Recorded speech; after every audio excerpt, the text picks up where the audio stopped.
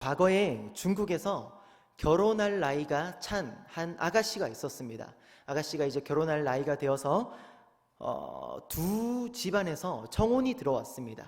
두 집안에서 동쪽 마을에서 청혼이 들어오고 또 서쪽 마을 총각에게서 청혼이 들어왔습니다. 그래서 이제 결정을 해야 되다 보니까 이 아가씨의 아버지가 딸에게 이렇게 말했습니다. 딸아, 네가 이제 선택을 해야 한다. 동쪽 마을의 총각과 결혼을 할 건지 서쪽 마을의 총각과 결혼을 할 건지 네가 선택을 해야 해. 그런데 동쪽 마을에 사는 총각은 아주 부자야. 돈이 많아. 그런데 외모가 조금 못났어. 그런데 반대로 서쪽 마을에 사는 총각은 외모가 아주 멋있단다. 그러나 아주 가난하단다. 네가 결정을 하렴. 만약에 동쪽 마을 총각과 결혼하겠다 그러면 왼쪽 손을 들고, 서쪽 마을 총각과 결혼하겠다 그러면은 오른쪽 손을 들어라. 그랬을 때 이 아가씨는 무슨 손을 들었겠습니까? 양쪽 손을 다 드는 것입니다. 무슨 의미입니까? 이것을 동가식 서가숙이라고 합니다. 이렇게 말하는 것입니다. 아빠, 나는 두 사람이랑 다 결혼할래요. 그래서 밥 먹을 때는 동쪽 집에 가서 그 총각이랑 밥 같이 먹고 또 서쪽 집 총각이랑 같이 잠을 자고 함께 살고 지낼래요 라며 이렇게 욕심을 부리는 말을 동가식 서가숙이라고 말합니다. 우리가 볼 때 이 아가씨의 결정이 현명한 결정 같습니까? 아니죠. 이것을 볼 때 한심해 보이기도 하고 이 어리석은 결정이 우스워 보이기도 합니다.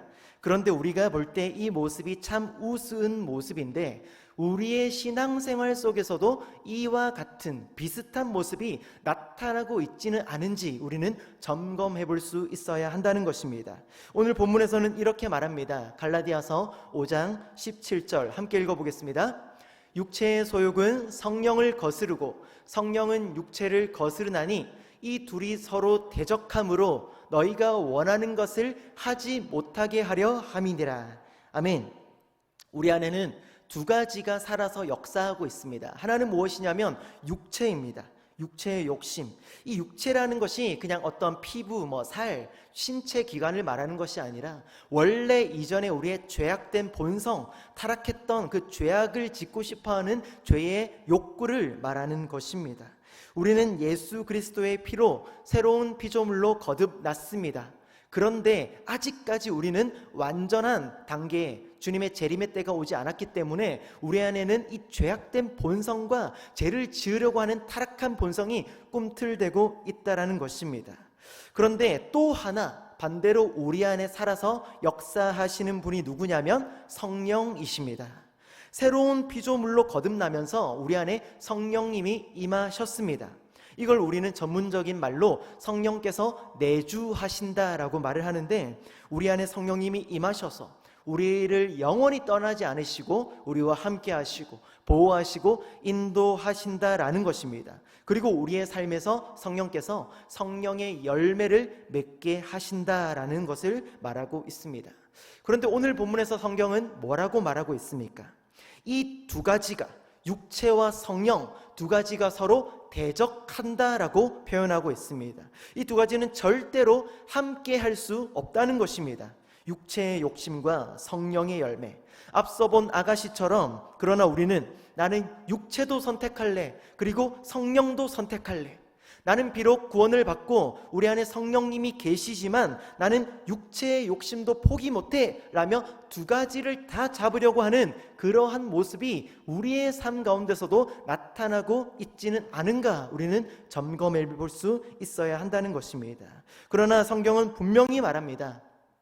이 두 가지는 절대 공존할 수 없다. 서로 두 가지는 대적하는 것이다. 하나님이 분명히 말씀하실 때 내가 육체의 욕심은 미워한다. 너희가 과감히 그것을 끊어내라 라고 말하고 계십니다. 그래서 우리는 힘들더라도 어렵더라도 하나님의 말씀대로 그것을 하나씩 그것을 끊어내야 하는 것입니다. 그래서 성령께서 우리를 완전히 다스리도록 만들어 가야 하는 것인데 그것을 우리는 성화되어 간다라고 말하고 있습니다. 그런데 여기서 말하는 이 육체의 욕심을 오늘 본문에서는 이렇게 설명하고 있습니다. 19절에서 21절 길어서 다 보지는 않겠지만 음행, 더러운 것, 원수 맺는 것, 분노, 시기, 질투, 분열함, 이단, 투기 그리고 저것들뿐만 아니라 또 그와 같은 것들, 모든 죄악된 것들, 하나님이 미워하는 것들을 육체의 일이다라고 표현하고 있습니다. 그런데 이러한 일들을 아무런 거리낌 없이, 아무런 죄책감 없이 이런 것들을 끊어내려고자 하는 의지와 노력도 없이 살아가는 자들은 아직까지 성령을 받지 못한 자들이다, 하나님의 나라를 유업으로 받지 못한 자들이다라고 표현하고 있습니다. 그런데 우리 안에 이러한 욕심들 다 너무 많지 않습니까? 자기만 알 수 있을 텐데 우리 안에 얼마나 많은 욕심이 있습니까? 저는 어떤 욕심이 있겠습니까? 셀 수 없이 많지만 특별히 이런 욕심이 있습니다. 우리가 가정에 보면은 집에 막내들이 어떤 특징이 있습니까? 부모님의 사랑을 독차지하려는 욕심이 있지 않습니까? 저도 이 교회에서 막내 교육자다 보니까 담임 목사님의 사랑을 독차지하려고 하는 욕심이 있습니다. 그래서 어떤 특징이 있냐면, 우리 다른 부목사님들이 담임 목사님을 뵈러 목양실에 올라갔다. 그런데 10분 안에 안 내려온다. 저한테 한 소리 듣습니다. 왜 그렇게 오래 있다 오냐? 담임 목사님 얼마나 바쁘신데, 지금 할 일이 한두 가지가 아니신데 다음부터는 가서 질문 많이 하지 마라, 빨리빨리 내려와라 하고 막 한 소리 합니다. 사실 마음속에는 담임 목사님의 사랑을 독차지하고 싶은 그런 욕심이 들어있는 거죠. 그런데 다행히 다른 목사님들이 그냥 귀엽게 이렇게 봐주십니다. 그런데 실제로 우리 안에 얼마나 많은 욕심들이 있습니까? 인정받고 싶은 욕구, 내가 드러나고 싶은 욕구, 사람들이 알아주기를 바라는 그런 욕심, 또한 그 재물의 욕심, 어떤 권세의 욕심, 수많은 욕심, 지금 저는 다 알지 못하지만 자기 자신은 알지 않습니까? 지금 본문에서 말하는 욕심들, 죄악된 것들, 하나님이 미워하시는 행동들이 우리의 삶에서 얼마나 많이 나타나고 있는지, 그러나 성경은 뭐라고 말하고 있습니까? 그 육체의 욕심을 따르지 말고 끊어내라 라고 단호하게 말하고 있습니다. 그리고 그 육체의 욕심을 끊어낼 수 있는 방법을 여러 가지로 설명하지 않습니다. 단 한 가지로 제시합니다. 무엇이라고 말합니까? 갈라디아서 5장 16절 함께 읽어보겠습니다. 내가 이르노니 너희는 성령을 따라 행하라. 그리하면 육체의 욕심을 이루지 아니하리라. 아멘. 성령을 따라 행할 때만이 우리가 육체의 욕심을 끊어낼 수 있다라고 단호하게 제시하고 있습니다. 그래서 우리는 성령을 따라 행하는 삶이 무엇인지를 반드시 알 수 있어야 합니다. 첫 번째로 그것이 무엇이냐면, 성령을 따라 행하는 삶, 첫 번째는 성령의 검, 곧 말씀으로써 우리를 괴롭히는, 우리를 무너지게 만드는 육체를 정복해야 한다는 것입니다. 무슨 말입니까? 우리가 성령을 따라 행하는 삶, 성령의 검으로 육체를 정복하라고 말하는데, 지금 앞서 보면은 우리는 그 육체와 대적해야 된다, 그 육체와 싸워야 된다, 전투해야 된다, 그것을 무너뜨려야 된다라고 말하고 있습니다. 그 육체는 우리의 적이라는 것입니다. 우리가 적과 싸울 때는 무엇이 필요합니까?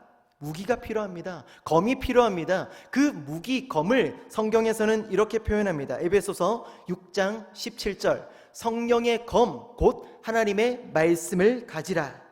육체를 무찌를 수 있는 유일한 무기는 성령의 검, 곧 하나님의 말씀밖에 없다라는 것입니다. 우리가 육체로 인해 자꾸 욕심을 부리고 죄를 지으려고 하고 넘어지려고 할 때 우리 안에 계신 성령께서 이 하나님의 말씀을 떠올려 주시게 하신다는 것입니다. 우리가 어떻게 욕심을 부리려고 하다가도 성령께서 하나님의 말씀이 떠오르게 하심으로써 우리 가슴에 찔림이 있게 하시고 그 죄를 못 짓게 만드시고 육체로부터 보호하시고 지켜주신다라는 것입니다. 제가 1년 반 전쯤에 설교를 할 때 어떤 예화를 한번 들었냐면, 친구에게 300만 원을 빌려주었던 예화를 든 적이 있습니다.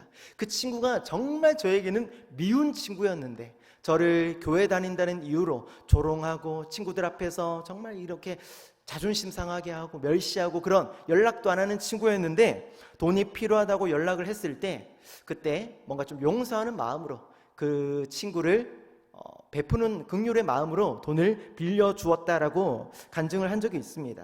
그 친구가 처음에 돈을 빌렸을 때는 뭐라고 말했냐면 내가 6개월 안에 꼭 갚을게 말하면서 거의 일주일 간격으로 계속 연락 오는 겁니다. 너무 고맙다, 너무 고맙다, 너밖에 없다, 정말 이 은혜 잊지 않을게, 너 나중에 결혼할 때 뭐 축의금 두둑하게 할게 라고 계속 연락을 하다가 한 3개월 정도 지나니까 딱 연락을 끊어버리더라고요.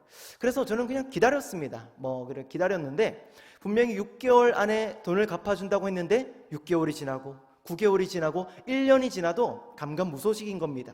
돈은 안 갚아도 되는데 사실 도리상 연락이라도 해야 되지 않습니까? 미안하다, 내가 조금 더 오래 걸리겠다. 그런데 아무런 연락도 없고 무슨 특징이 있냐면 그 친구랑 다른 친구들이 있는 단체 어떤 카카오톡 방이 있는데 거기다가 자꾸 자기가 무슨 여행 다니는 사진들, 무슨 스시 오마카세 먹는 사진들 이런 걸 올리는 겁니다.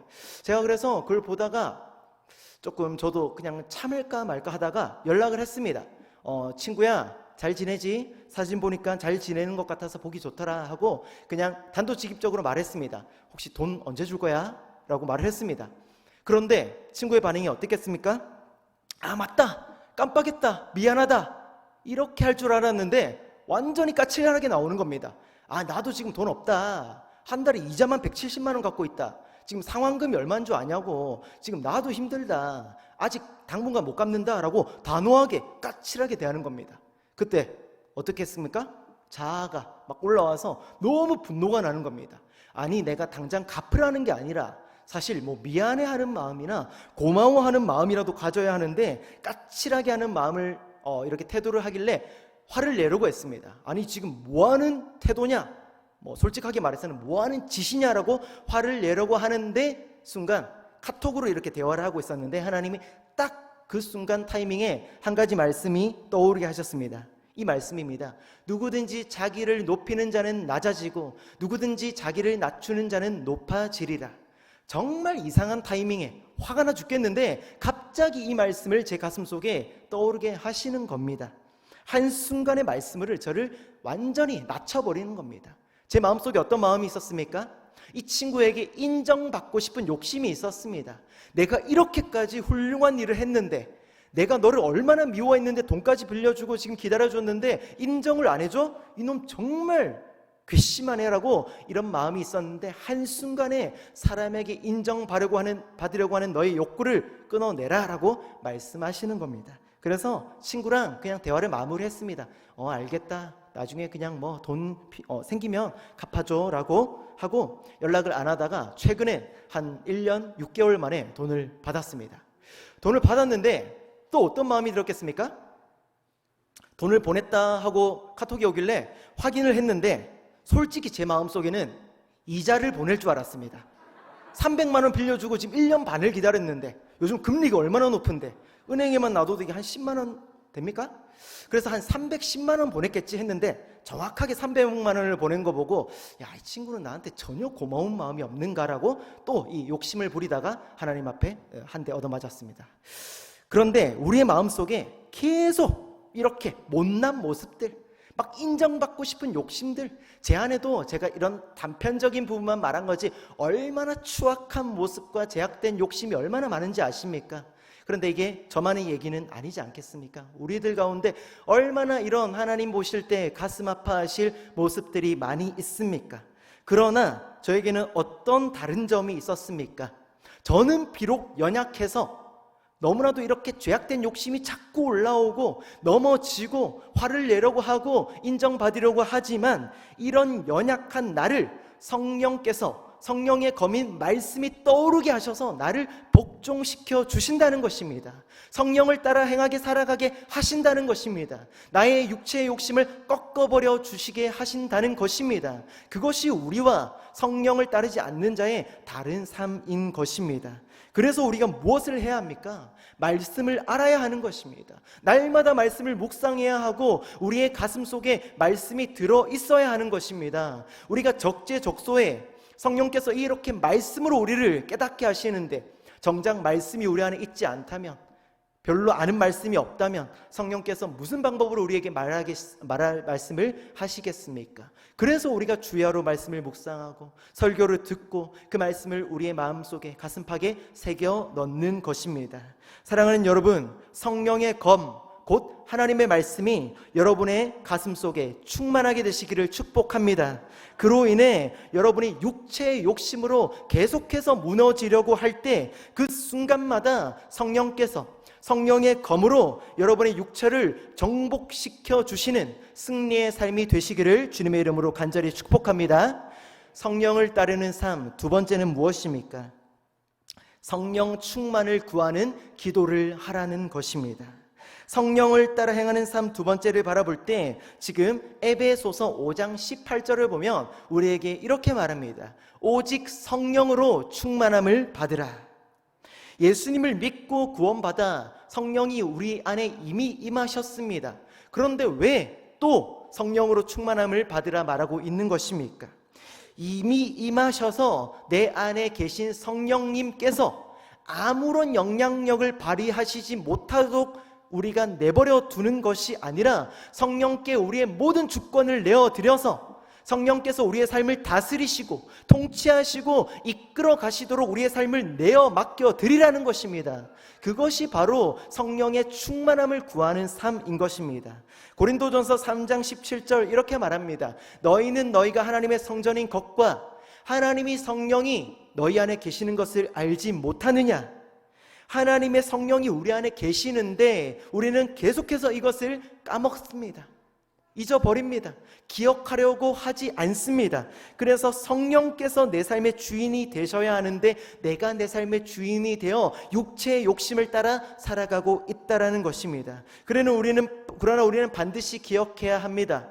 성령께서 내 삶의 주인이 되시고 인도자가 되셔서 내 삶을 이끌어 가시는 그 인생이 가장 완벽한 인생이며 하나님이 가장 기뻐하는 삶이라는 것입니다. 우리는 그것을 반드시 기억하고 그러한 삶이 되기를 바라야 합니다. 그렇다면 우리가 어떻게 해서 이렇게 성령께 우리의 삶을 내어드릴 수 있고 성령 충만한 삶을 살 수 있는 것입니까? 또 한 가지로 성경은 말하고 있습니다. 너무나도 간단합니다. 구하라 말하고 있습니다. 성령의 충만함을 구하라. 누가복음 11장 13절 우리에게 이렇게 말합니다. 너희가 악할지라도 좋은 것을 자식에게 줄 알거든 하물며 너희 하늘아버지께서 구하는 자에게 성령을 주시지 않겠느냐 하시니라. 악한 자라도 아버지에게 아빠 돈 좀 주세요, 나 건물 하나 주세요, 높은 자리 하나 주세요 하면은 그것이 안 좋은 것을 알지만 주는 것이 아비인데 하물며 세상에서 가장 좋으신 우리의 하나님 아버지께서 우리가 간절히 성령을 구할 때, 성령의 충만함을 구할 때 그것을 왜 안 주시겠느냐라고 예수님이 지금 가슴을 치시며 말하는 것입니다.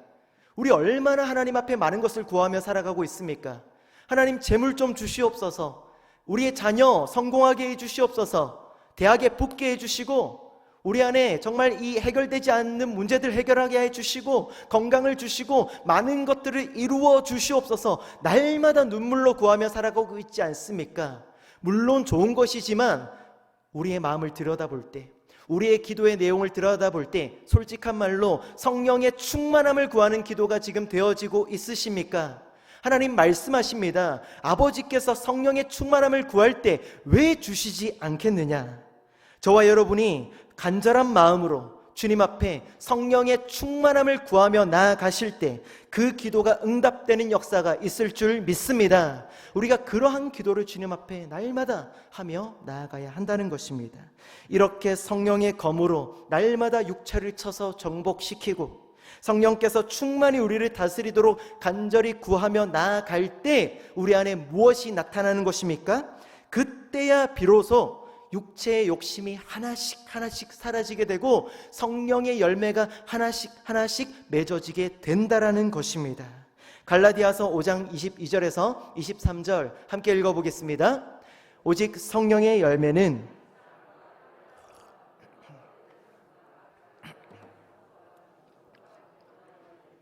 이 같은 것을 금지할 법이 없느니라. 아멘. 성경은 절대로 우리가 이 열매들을, 성령의 열매들을 맺기 위해서, 이것들을 누리기 위해서 부단히 애쓰고 노력하라 말하고 있지 않습니다. 너희가 저 성령의 열매들을 맺어가야 한다라고 말하지 않습니다. 무엇이라고 말합니까? 너희가 성령으로 충만해져 있을 때 이 열매들은 자연적으로 나타나는 결과물이다라고 말하고 있습니다. 그러면 순서가 무엇입니까? 당연히 우리는 날마다 성령의 충만함을 구하며 살아가면 되는 것입니다.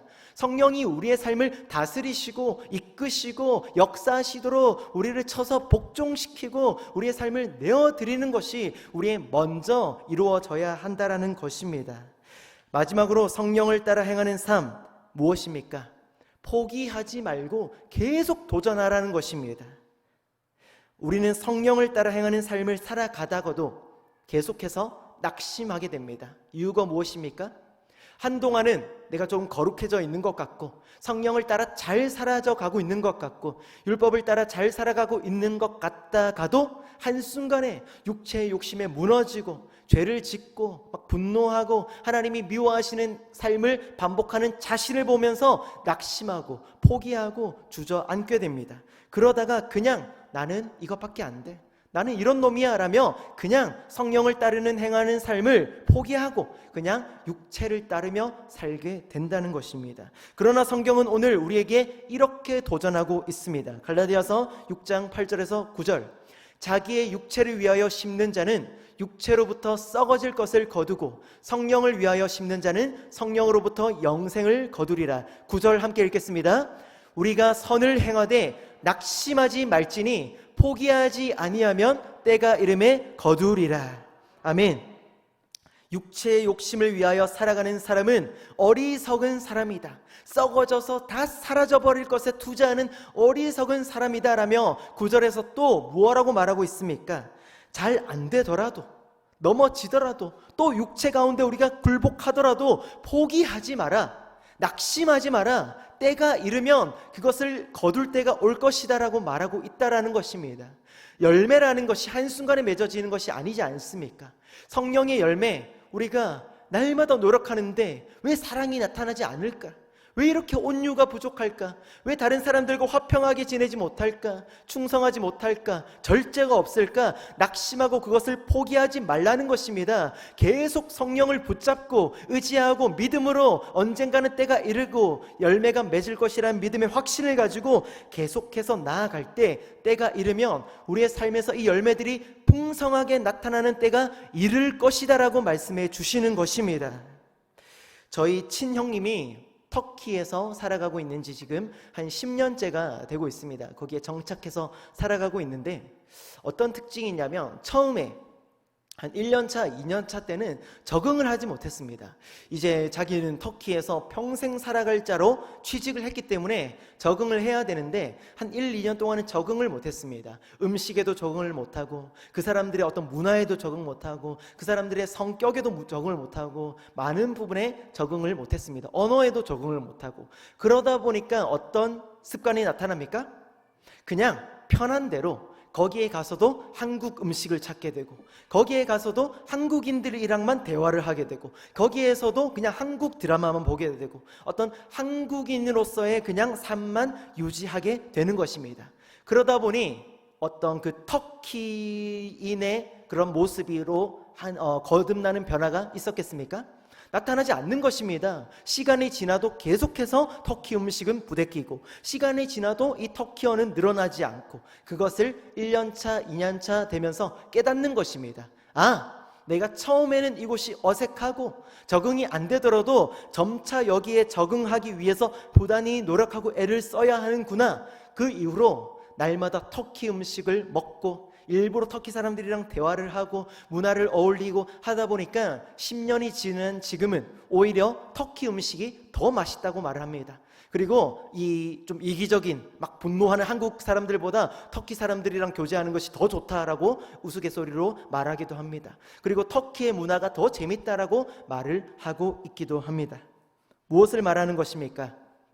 저와 여러분은 예수님을 알기 전 원래 어떤 나라의 사람이었습니까? 육체에 속하여 이 땅에 살아가는, 이 땅의 시민권을 두고 살아가는 자들이었습니다. 그러니 당연히 이 땅의 삶이 우리에게는 안정감을 주고 편안한 삶이었습니다. 그러나 우리가 예수 그리스도의 십자가의 은혜로 우리의 시민권은, 우리의 국적은 어디로 바뀌게 되었습니까? 우리는 이제 이 땅의 시민권자가 아니라 하늘나라 천국의 시민권자가 된 줄 믿으시기 바랍니다. 그래서 우리가 어떤 삶을 이제 살아가야 하는 것입니까? 새로운 나라의 삶에 적응해야 되는 것입니다. 이제 우리는 하늘나라의 사람이 되어서 이제 그 나라의 문화에 적응하려고 부단히 애를 써야 합니다. 물론 지금은 적응이 잘 안 됩니다. 이전 나라였던 이 땅에서 육체의 욕심에 이끌려가는 삶이 훨씬 더 편하고 훨씬 더 즐겁고 더 적응이 잘 되고 행복하고 이것이 좋은 곳으로 여겨집니다. 그러나 만약에 우리가 10년이 지나도 20년이 지나도 저 하늘나라 하나님 나라의 문화에 적응하려고 노력하지 않고 여기에만 머물러 있다면 우리의 가운데 변화가 나타나겠습니까? 아무런 변화가 나타나지 않습니다. 부단히 애를 쓰고 노력을 해야 합니다. 새로운 나라, 하나님 나라, 저 나라의 문화인 성령을 따라 행하는 삶을 살기 위해 노력하고 넘어지더라도 다시 도전하고 또 애를 쓰고 그렇게 노력할 때 10년이 지나고 20년이 지나다 보면 그 나라 문화가 오히려 성령을 따르는 삶이 오히려 더 편한 그런 때가 우리 가운데 찾아오게 된다라는 것입니다. 그때가 이르면 어떤 특징이 있는지 아십니까? 누가 우리를 이렇게 멱살을 잡고 육체의 욕심을 따라 살아가라라고 말해도 그 삶이 오히려 더 힘듭니다. 육체를 쫓으며 쾌락을 즐기며 살아가라고 우리를 유혹해도 그것을 따라 살아가는 삶이 더 부대낀다라는 것입니다. 오히려 그 경지에 오르며 성령의 열매를 맺으며 성령을 따라 살아가는 삶이 더 편안하고 행복하고 자유함을 우리 가운데 주게 된다라는 것입니다. 그때가 이를 때까지, 그 순간이 올 때까지 우리는 부단히 애를 쓰고 노력하고 우리의 어떤 적극적인 의지가 우리의 삶 가운데 나타날 수 있어야 한다라는 것입니다.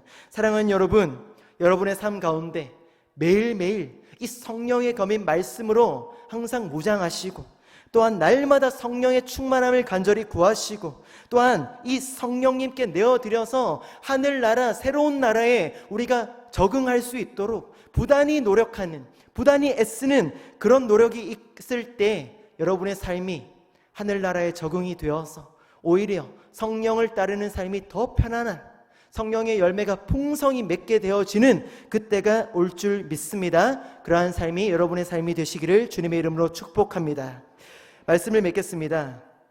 마지막으로 그렇게 성령을 따르는 삶, 성령 충만한 삶이 되었을 때 마지막으로 결과적으로 우리에게서 나타나는 어떤 한 행동이 있습니다. 무엇입니까? 마지막으로 이사야 61장 1절 말씀 읽고 마치겠습니다. 함께 읽습니다. 주 여호와의 영이 내게 내리셨으니 이는 여호와께서 내게 기름을 부으사 가난한 자에게 아름다운 소식을 전하게 하려 하심이라. 나를 보내사 마음이 상한 자를 고치며 포로된 자에게 자유를 갖춘 자에게 노임을 선포하며. 아멘. 성경에서는 우리가 복음을 전할 때 우리가 성령 충만해진다고 말하지 않습니다. 우리가 성령 충만해지면 자연적으로 우리는 복음을 전하는 자로 변화된다라고 말을 하고 있다라는 것입니다. 우리는 지금 이웃초청주의를 앞두고 있습니다. 그렇다면 오늘 본문의 말씀에 비추어 보았을 때 우리가 먼저 해야 하는 일이 무엇입니까? 우리의 삶이 성령을 따라 살아가는 삶으로 변화되어서 우리의 삶이 성령 충만한 삶이 될 수 있도록 우리가 간구하고 부단히 노력해야 한다는 것입니다. 그로 인해 우리의 삶이 성령 충만한 삶으로 되어졌을 때 어떤 역사가 나타나는 것입니까? 성령께서 우리의 마음을 자연적으로 움직이실 것이고 우리의 입술을 자연적으로 여실 것이고 우리를 통해서 많은 영혼들을 구원의 길로, 구원의 자리로 인도하여 주실 것입니다. 이러한 성령의 역사가, 성령이 충만히 이끄시는 역사가 여러분의 삶 가운데 평생토록 충만하게 임하시기를 주님의 이름으로 축복합니다.